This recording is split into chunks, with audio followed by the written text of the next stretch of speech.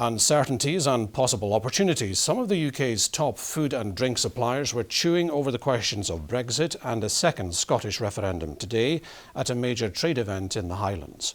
They say the political climate has left everyone with a lot on their plate, but they're still hopeful of a bright future. Nicola McCally reports. Scotland's food and drinks industry is worth an estimated £15 billion a year. So just how is Brexit and a possible second Scottish referendum affecting those at the sharp end? Magnus Houston sells fish boxes to homes and hotels across the country. He says the uncertainty for the fishing sector is making everyone's jobs harder. Uncertainty of what the quotas are going to look like, what sort of staffing arrangements, because obviously one job at sea, 6 jobs onshore, so there's lots of people from over the EU that process our fish, so how that's going to affect our processors are not too sure. Today's event was organised by food and drink supplier Williamson, an £11 million business with 100 staff. Businesses already are changing. I'm speaking to my customers today and they're telling me what their challenges are. Staffing is a big challenge for them, but they're telling me what the opportunities are. And some of the regulation needs to change. This Dorset cake maker says craft producers could be cushioned from the harshest Brexit blows.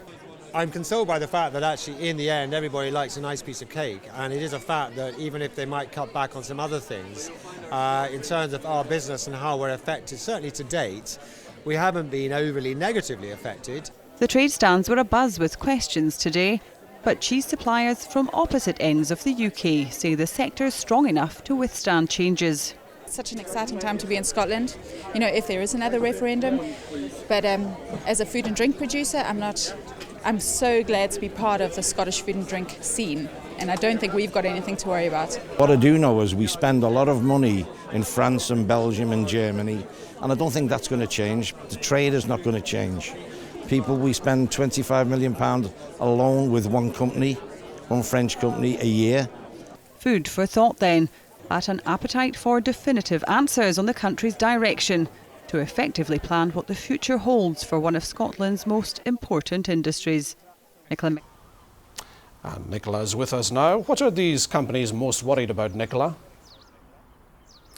Well, perhaps it would be easier to ask what they're not concerned about at the moment, because Brexit and the possibility of a second Scottish independence referendum are both at the top of the list when it comes to things keeping people in the food and drink sector awake at night at the moment. They say things like transport, taxes, staffing are all a concern, and they just have to wait to see how the politicians will play their hand. Some see opportunities, others say they see potential setbacks, but all are agreed that the sector is extremely buoyant both here and abroad. They just need to keep that momentum going until the road ahead becomes clearer. OK, Nicola, thank you.